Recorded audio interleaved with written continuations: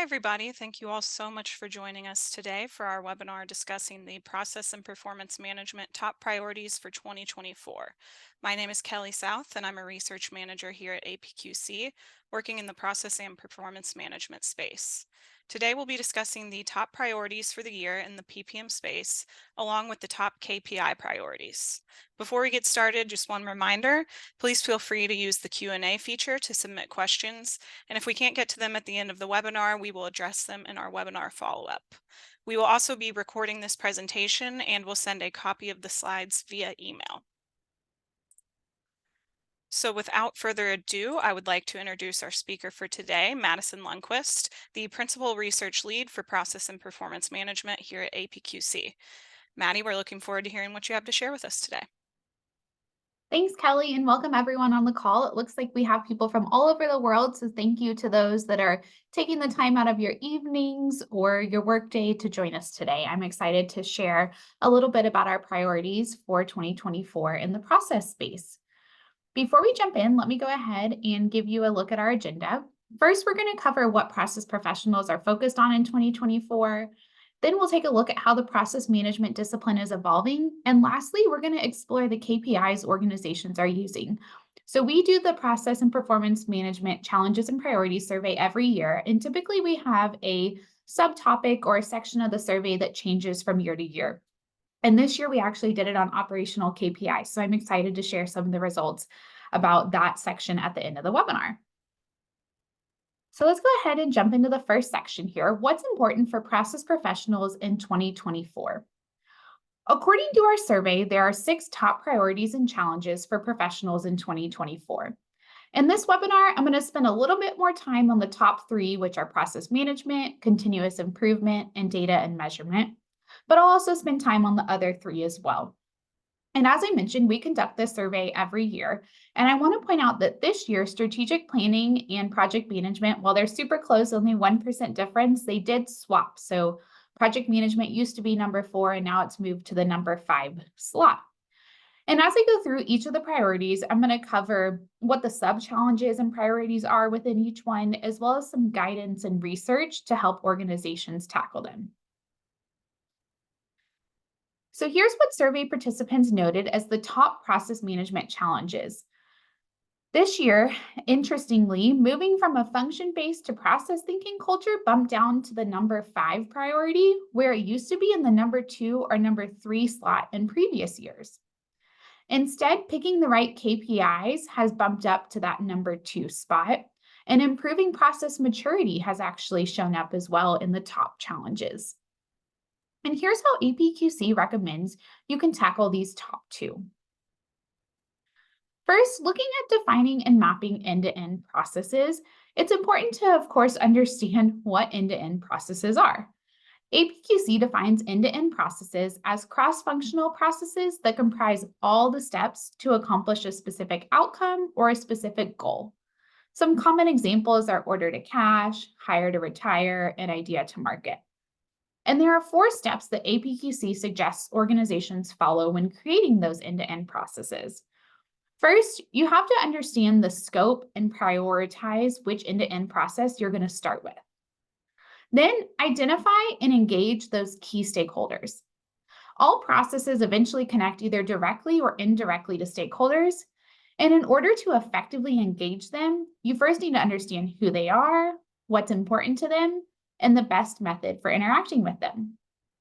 Next, be sure to identify and document all the components of a process, which typically begins with a current state assessment and by collecting all the necessary information. Lastly, be sure to apply a life cycle approach. Look at a process from beginning to end and figure out where you want to focus. And then, of course, the output will be that end-to-end process map. Looking at our second focus for organizations is picking the right measures and KPIs for different processes. Best practice organizations know that choosing the right measures is a critical step in generating meaningful insights and reports. And a well-balanced set of measures provides actionable insights into an organization's performance. It helps to identify those current challenges and opportunities. as well as aligns with the organization's culture and strategic goals. Now, finding the right measures, whether for tracking strategic or operational goals, is a challenge for many organizations. And in fact, measures that may look good on the surface may not provide the right insight that leaders and decision makers are looking for. For example, watermelon KPIs. So, on a roundtable last year, one of the participants brought up watermelon KPIs, which make a lot of sense. They're ones that look green on the outside, much like a watermelon, but are in fact red on the inside. So, make sure you're truly understanding your KPIs that you're using. Second, don't start from scratch. APQC has great resources in the resource library, such as our key benchmarks, and our process classification framework is a great foundation when you're looking for different measures. And lastly, stop, analyze, and collect. Stop collecting everything and anything. Analyze how the data is being collected, why it's being collected, understand if the data is even providing actionable insights, and check to see if people are paying attention to it. Then you can continue to collect and report, or possibly stop and collect different data or report on it differently. Change your cadence, change how you collect it, or who you report it to. Let's move into the second challenge for organizations, or the second focus, which is continuous improvement. Now, as I mentioned, we do this survey year after year. And so a lot of times I like to look at how the trends change from year to year. We have a year-over-year report or comparison report in the resource library. I highly encourage you to take a look at it so you can see the trends as well. And we'll put a link in the follow-up email so you can get to it. As you can see, looking at the continuous improvement challenges for this year, aligning continuous improvement efforts has climbed to the #1 priority for the first time in a few years, bumping that creating a continuous improvement culture down to #2. And here is how APQC suggests you tackle these top 2 challenges. First, when we're looking at aligning continuous improvement efforts, consider how you link your improvement initiatives. Maybe look at the cost and benefit of the initiative versus just the strategic alignment to the organization. And then again, avoid the next best thing. So much like on the last slide, I talked about stopping and analyzing, it's important to stop and analyze here as well. And end-to-end process mapping is a great way to do that, because when you implement your processes with an end-to-end approach, you get these balanced improvements, meaning you can see the process from beginning to end, and making a change here could adversely affect one in the process you're talking about or other processes in that end-to-end process. So by looking at it as an end-to-end approach, you can get a better understanding of what improvement will shift throughout the process. And of course, ensure that your data makes sense. Will the change actually improve the data point you're trying to improve? If you're trying to create a continuous improvement culture, one way you can do this is by building the connection between process and knowledge. So process, as it shows on the screen here, it ensures that an organization's means of satisfying client or customer needs and the changes made to those methods are valuable, they're adequate, and flexible enough to meet those needs. Where knowledge injects that human element with a focus on keeping employees engaged and envisioning a future state and helping to avoid those random acts of improvement. However, when you combine these two disciplines and work together, you're able to identify shared values, organize for change, create a shared language, as well as determine the tools to make that change. By promoting knowledge sharing and exchange, organizational leaders drive a culture of continuous improvement that fosters innovation and stronger employee performance. I did want to take a moment to stop, so you will get a copy of these slides, of course. And on each of the slides, there are related resources that are in APQC's resource library, so be sure to check those out once you get a copy of the slides. Moving into the top 3 priority, which is data and measurement. Here are the top 5 challenges for 2024. And again, I'm going to focus here on the top 2. So when we're looking at establishing a data-driven culture, when we say data-driven, it means using good data to make objective decisions. And in order for an organization to be data-driven, it must have processes in place to obtain good data and make objective decisions based on that data. Often, employees will ask themselves variations of the following questions. What is good data? How do I find the good data? And what defines objective decision making? Creating a data-driven culture is a long-term undertaking that requires careful planning and preparation, top to bottom, widespread commitment, as well as enduring attention and effort. And as organizations prepare to make the shift to a data-driven culture, they should consider the following change management tactics. One, achieve a deeper understanding of the business needs that the new type of decision making will address. This is where a current state assessment could come into play, for example. Second, don't underestimate the importance of quality data. With high integrity data, even the most data-driven cultures will not deliver the best business results. Third, speak in a language that your organization understands. Gauge your organization's familiarity with data-driven decision-making and tailor your communications accordingly. This includes using measures that have meaning and importance in your organization. And lastly, you should always underpromise and overdeliver. Looking at the next challenge or priority is ensuring measures are relevant to their purpose. For measurement to provide real value, an organization must ensure that its measures align with both the strategic goals of the business and employees' daily work. Organizations must think holistically about the business, the elements they want to improve, and the specific measures that drive better behavior and results. An APQC's measurement alignment worksheet helps organizations accomplish this task by providing a simple format to map the links between strategy, processes, performance, and measures. The worksheet is used to determine which measures give the most accurate depiction of business and employee progress towards strategic objectives.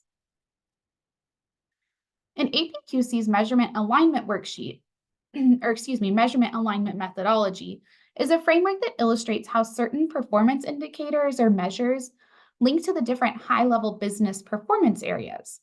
On the left, it goes through which organizational roles are ultimately responsible for the success, and models like this help visualize how processes fit within those business goals and the employee activities.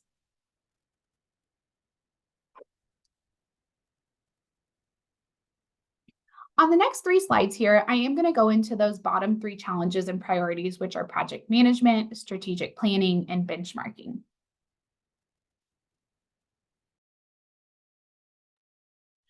So first, let's dig into project management. With project management, organizations are focused on establishing clear goals for measuring the success of projects, as well as measuring the success of projects based on business results. So APQC recommends that organizations use a mix of milestone and value measures and assess which flexible project management method is going to be the best fit based on scale, complexity, and project type. Next, when we're looking at strategic planning, organizations tend to be focused on balanced long-term and short-term goals, as well as tracking strategic initiatives' progress and impact. To help with this, APQC recommends that organizations understand the current state and identify best practices for enabling organizational agility, as well as utilizing a strategic planning methodology to greatly increase the likelihood of a successful initiative. And the last but not least, it's a very important priority for organizations, which is benchmarking. Organizations are focused on finding best practice organizations to compare to their organization, as well as identifying the right benchmarks and their sources. So APQC recommends that you first prioritize the use of open standards and benchmarking to better achieve productivity, satisfaction, and more, and recognize the barriers to better benchmarking and combat them by using those open standards, choosing the right partners, and aligning value to decision makers' needs and utilize process mining. Now, we've spent a bit of time there on the priorities and challenges for the year. So now let's shift and talk about how the survey respondents feel that the process management discipline is evolving.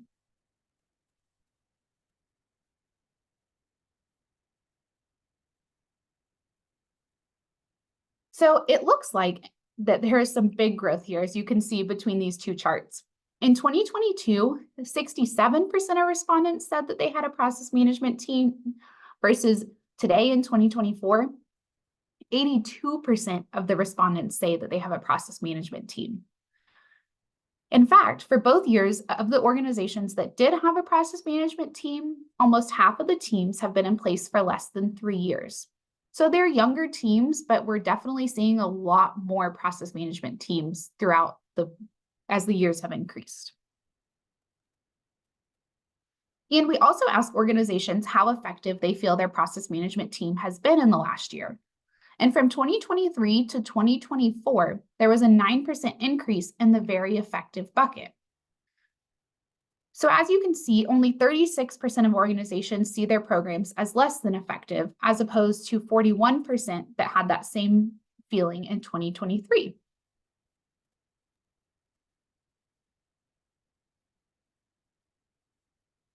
I see a question in the chat about how many respondents did we have and how did we choose them? So we surveyed our audience, our APQC audience. We sent the survey out and people could choose to participate in it. And on each of the slides with the charts, there should be an in count. So that's how many people answered that question. And you'll be able to see those in the priorities report as well.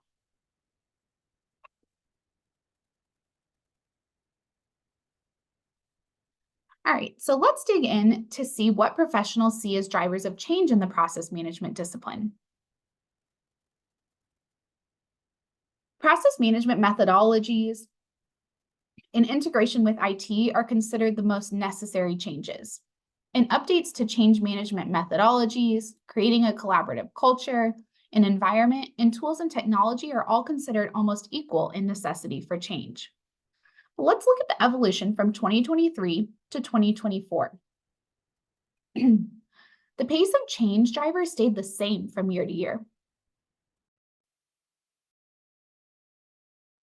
Sorry, guys, my allergies are really giving me a run for my money today. And then the most notable finding we have here is the appearance of AI and machine learning. And this is the first time that it showed up on the 2024 drivers. I'm not surprised because AI and automation is all the buzz. We have a digital survey out in the field, so I get it. But I just wanted to call that out here, that it is new this year in our drivers of change. And it didn't just appear, but it jumped to the number 2 spot. So I see that as a pretty big insight there. We also ask professionals what skills are necessary in order to stay relevant in their industry, and here's what they said. Change management and design thinking skill sets are the top areas for development and process management teams in order to stay relevant. Database skill sets like analytics and data visualization have also become increasingly important over time. While organizations are constantly changing, consider pace of change in the business is the number 3 driver. I'm not surprised to see this as top on the list here. One thing I did want to call out is that storytelling is new this year, which I think touches a lot on the growing relationship between process and knowledge management. Change management being number 1, of course, makes sense, like we talked about a second ago. And change management and storytelling work better together. You have to be a good storyteller and truly engage your employees to enact effective change.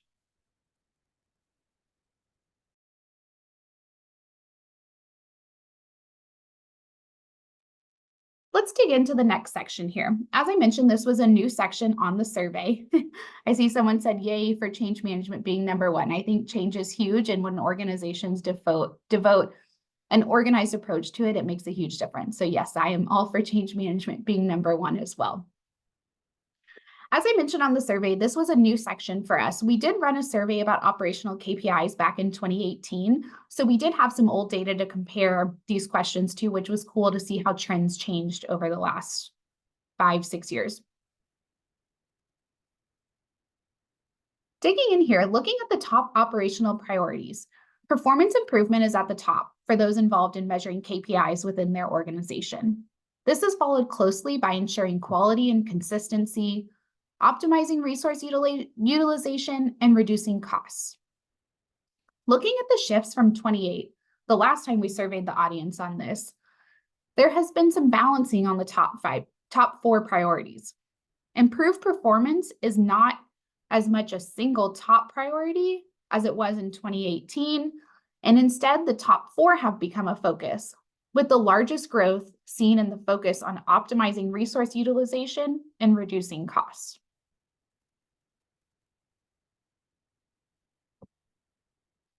When determining which measures to use, organizations most frequently consult existing internal data sources and heads of department or divisions to help make that decision.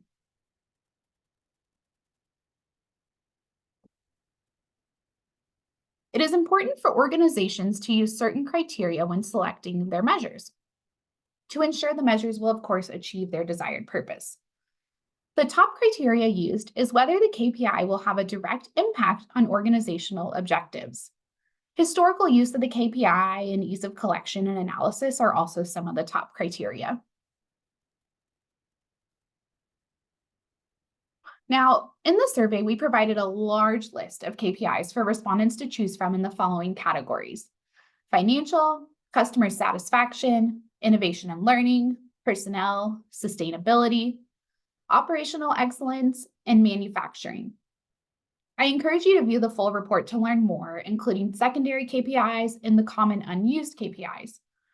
But here on this slide, you can see the top 10 that organizations used for 2024, and I'll show you 2018 in a second. Financial results are by far the top measure used as the primary KPI in organizations. Other popular primary KPIs include full-time equivalents, customer satisfaction, and margins such as gross profit, operating profit, and net profit. So let's look at the changes over the years. The top 10 KPIs used in 2018 all fell into the financial, customer-centric, and operational categories, whereas 2024 primary KPIs are much more varied. As you can see here, almost every category of KPI is represented in the top 10, including financial, customer satisfaction, personnel, sustainability, operational excellence, and manufacturing operation. As a reminder, you will get a copy of this, so if I'm moving kind of fast through these charts, don't worry, you'll get a copy. Looking at the reporting methods, reporting operations measures allow for transparency and progress monitoring in an organization. Dashboards and standardized reports, either online or in print, are the 2 most common reporting methods. Once you've decided how to report it, you have to decide who has access to these reports. And based on our survey, top-level management, including the C-suite, directors, and VPs, almost always have access to KPI reports, while middle management tend to have access about 3/4 of the time, with frontline employees only rarely having access to the KPI reports. With any initiative, there come challenges. So we asked participants, what their key reporting challenges were. And when asked what challenges affect the KPI reporting process, respondents said the lack of measure standardization across business groups was the top challenge. Standardizing measures across the organization is crucial so that all areas of the business operate under the same basic assumptions. And it's interesting to note here that in 2018, the biggest challenge was not enough time, whereas now the primary challenge is standardization. The process in 2018 seemed to take too long and people didn't have enough time to complete it, versus now it appears that people have a lot of data. However, it's not standardized, the quality is questionable, and there's a lack of clear data sources. Looking at how organizations use their KPIs in decision-making, there is no single way to utilize the KPIs, though they are most often used to track the overall performance of the company and to manage short-term objectives.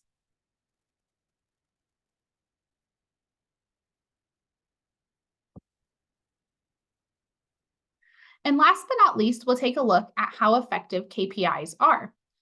Just 38% of organizations believe that their current measures are effectively supporting their decision-making, an almost even split with those that believe the measures are neither effective nor ineffective. Looks like we have quite a bit of room for improvement here. Now I'm going to jump into some questions. So we're going to open the floor. And Kelly, if you want to share some of those questions, I'm going to grab a drink of water real quick. Sure thing. Thank you, Maddie. That was super informative. We appreciate you presenting our findings on that. Um, the first question we've got for you is asking which process modeling framework is typically advisable? EPC, BPMN, IDEF0, etc.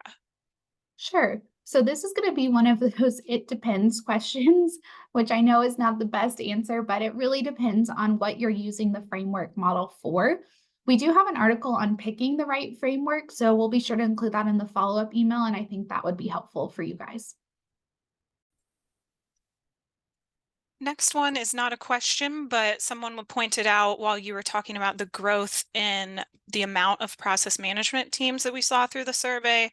They pointed out that it could be likely to COVID uncovering so many things that had happened that were under the radar previously. So just wanted to point that out as well for you.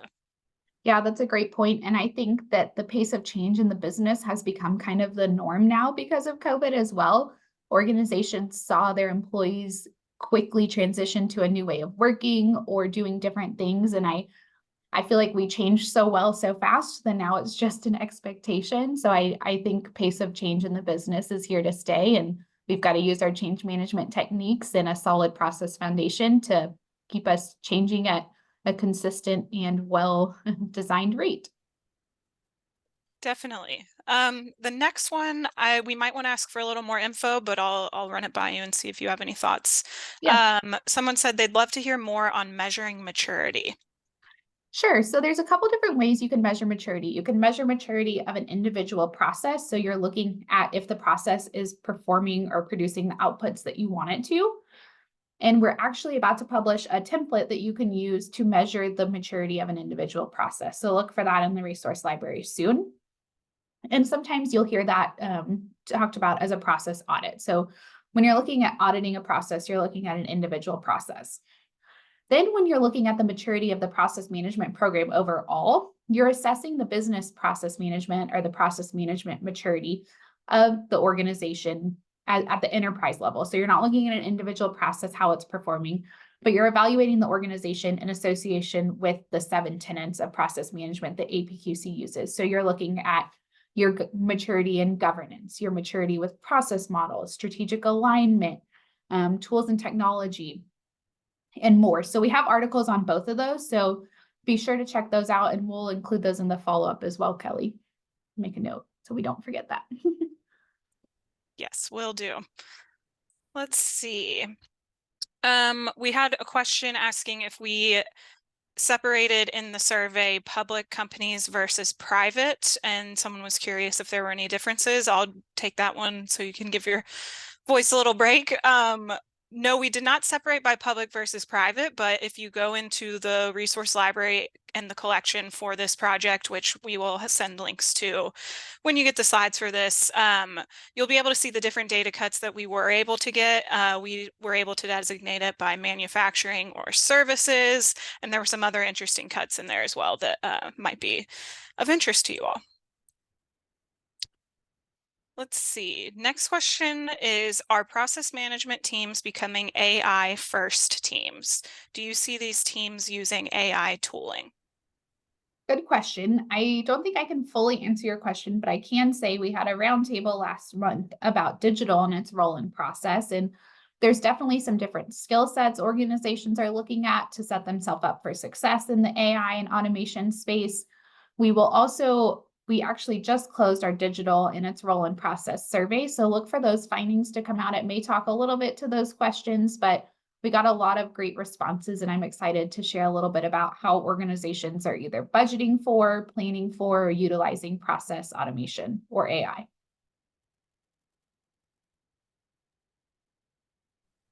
Let's see. Can you give an example of a specific KPI for process effectiveness? Ooh, that is a very specific question, actually. What I will do is I'll probably link to some key benchmarks that we have in the resource library because we have them divided up between cost effectiveness, process efficiency, as well as I believe employee like personnel KPIs. So I'll be sure to include a link to that. Okay, let's see. How can we better facilitate the process execution in the organization and avoid putting long SOPs, guides, etc.? Yeah, I think I might need a little bit more information there. I'll try to answer this as best as I can. So, when you're looking at the execution of process, you always want to make sure you set them up for success, right? So, you have like you said, the SOPs, the guides, but you don't want it to be too long where someone stops paying attention. So, I think probably learning from what your employees are actually using is a good place. Maybe do a current state assessment. And by that, I mean, look at the different documentation you have created. Ask people, are you using it? Does it have the answers you need? Is it missing something? Does it have too much? And then maybe shift what the templates are for the process team or process documentation and go from there. Great, thanks. Okay, next question. How is experiential information from customers, employees, and even from customers of competitors integrated with process information to support the decision regarding selecting the priority of processes to improve? Good question. So for this, I have a couple things. One, you'll want to look maybe at a SIPOC, which evaluates those suppliers, the inputs, the process, the output, and the customer. So you can see you have the process, of course, in the middle, but you're also seeing what's coming into the process and what's being an output of the process and who it's affecting. So that'll give you a full picture of the effect of a process. And then you'll probably want to do some sort of a matrix, like maybe have each of those items that you're talking about, your customers, your employees, or competitors, and say, if I improve this process, it has this type of score for doing something to each of those areas. And then evaluate maybe which process has the highest risk or the less risk or the best bang for your buck, and then try to prioritize your process improvements that way. We got one question asking if process maturity will be discussed at the APQC conference. I believe so, but I can't remember off the top of my head what our sessions are. I would say look online at our Mhm. conference website to be sure, and you can see the full schedule there. But Maddie, do you know off the top of your head if that'll be discussed? I'm sure it will be discussed in more ways than one, of course. I would definitely take a look at the training, the pre conference training. I'm sure there's some courses there that will cover the process maturity. And then we do have quite a few PPM specific sessions at the conference. So be sure to check out that conference schedule and take a look. Thank you. Okay. Let's see what else we have. Do you observe an increase in investment in process management and continuous improvement practices in businesses over the past year?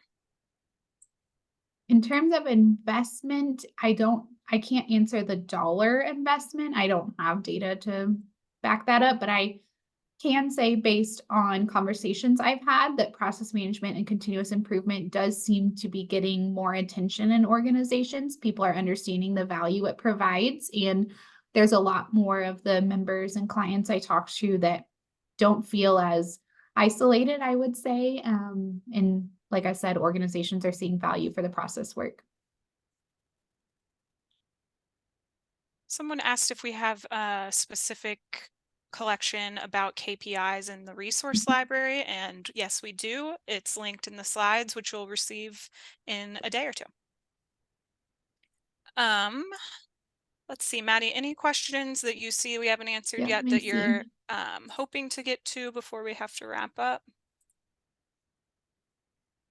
Look, I saw someone had a question about use cases for AI and process management. That was actually one of our questions on the survey. So I'm excited to dig in and share those results. So those should probably be shared mid to late March. So check your email, and then of course the resource library. And there will be a webinar to do those results in April. So I think that's already on the website, actually, the April webinar. So you could register for that now if you want to. That way it's on your calendar. Let me take a look at these questions in the chat here. Someone asked, from your research survey, what is the one thing that stands out in 2024 that was not present in past years? I would definitely say that the automation and AI as a driver for change has not been there in the past. And that's definitely, it doesn't shock me that it's there given all of the trends, but it's definitely something that was there this year, not prior years. Oh, and the storytelling as a skill set for process folks, that's new as well. Let's see, I think we have time for maybe one or two more Yeah. questions. Any others that you're really wanting to get to? Otherwise, I can just throw some out there for you. Sure. I see a comment about measuring individual processes are good, but need to be taken in context with the full end to end. I definitely agree with that. And that's talks a little bit to those balanced improvements that you see when using an end to end approach. If you're just very siloed on your individual process, you may tweak something here and not realize the effects it would have across the board. So do make sure you're evaluating process improvements with a holistic approach. And I also see one about implementing a culture of continuous improvement. We do have quite a bit of content on that, so be sure to check the slides for links to some of those relevant resources. All right. With that, I think we'll go ahead and wrap up unless you have any parting words for us, Maddie. I want to thank everyone for coming. Of course, we do have, I don't know if you plan on doing the last slides here, Kelly. Okay. I Yes, don't have sure. any other parting words. I'm excited to, like I said, dig into that digital and its role and process. I think that's going to be a big hot topic for people these days. And then of course, thank you everyone for joining, and don't forget to check out our resources online. Yes, thank you. And as we've stated, you'll get a copy of the recording and the slides in a couple of days. And we're sorry we weren't able to get to every single question. Thank you all so much for engaging and submitting them. We'll do our best to address them in our webinar follow-ups and write-ups that we create from this. So be on the lookout for that in the next month or two. Please be sure to take our webinar satisfaction survey after this webinar closes. And you can visit all of the resources in these slides, and especially on this slide at the end here, to see what Maddie has been referencing today. So thank you all so much for joining us again. We really appreciate it. Please be sure to go to apqc.org/events to see all of our upcoming webinars and roundtables that we have, and we hope to see you again. Have a great rest of your day.